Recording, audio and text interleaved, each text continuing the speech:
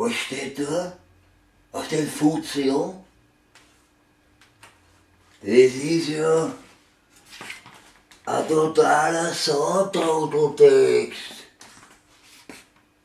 Wurscht, ich lese ihn trotzdem vor. Mein Literaturkunstwerk lautet Lokalcowboy dichtet. Ich sitz in einer Hütte und kau Schweinerippen.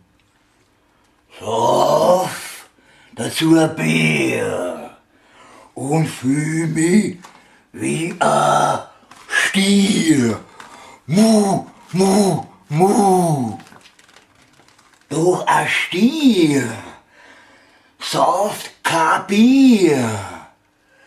Der kann nur groß Arsch bloß.